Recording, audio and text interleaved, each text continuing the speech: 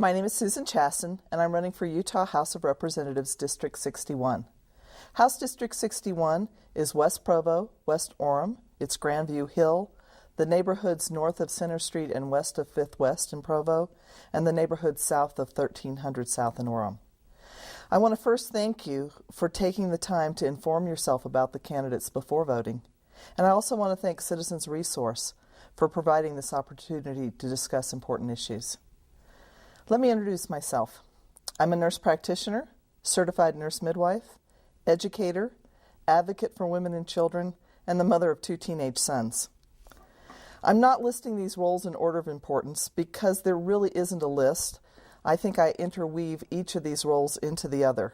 For 18 years, I have worked to make sure victims of violence are treated with dignity and respect in this community, and that work doesn't end when I go into the door at home at night, because I've continued that cause by trying to teach my 2 sons that they need to speak up and not be bystanders when they see women being treated inappropriately or being talked about disrespectfully.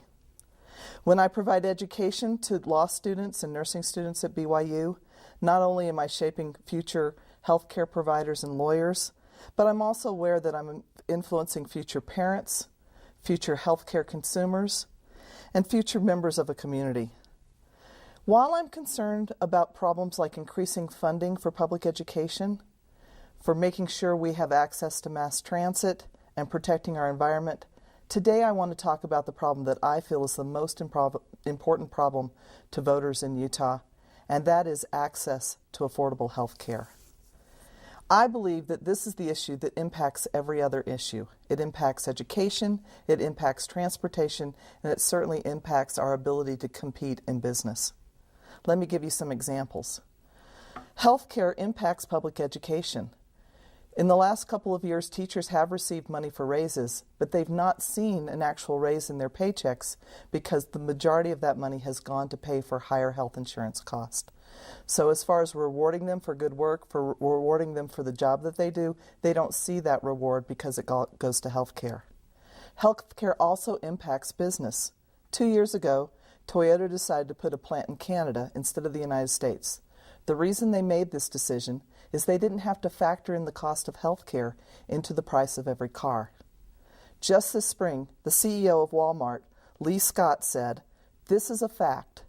The soaring cost of health care in America cannot be sustained over the long term by any business that offers health benefits to its employees. And every day that we do not work together to solve this challenge is a day that our country becomes less competitive in the global economy." So what is the problem? When I ran for this office 2 years ago, there were 300,000 uninsured Utahns. Today, that number has reached 400,000, and that includes 80,000 uninsured children. In fact, Utah has a higher uninsured rate than the national rate at this time. What can we do to solve that problem? I think we need to put our children first. And the way we do this is by fully funding CHIP, the Child Health Insurance Program. We could do that with a 20-cent cigarette tax. Now, how does that work?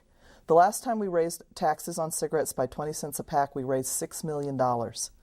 But the beauty of the CHIPS program is for every dollar we put in, the federal government puts in $3.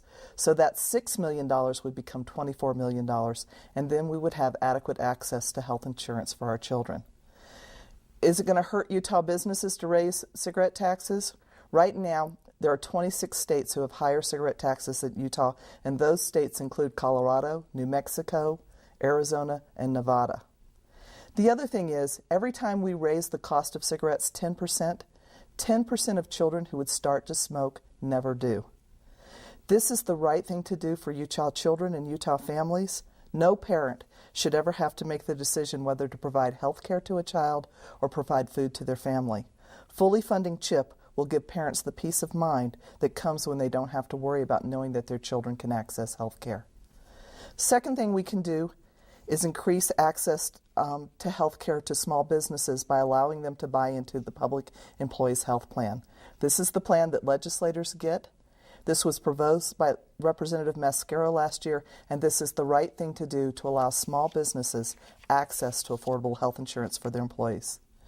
This is the year to vote for a candidate who's willing to fight for the issues that impact every family. I hope you will visit my website for more information on other issues, and I hope you will take the time to vote. Thank you.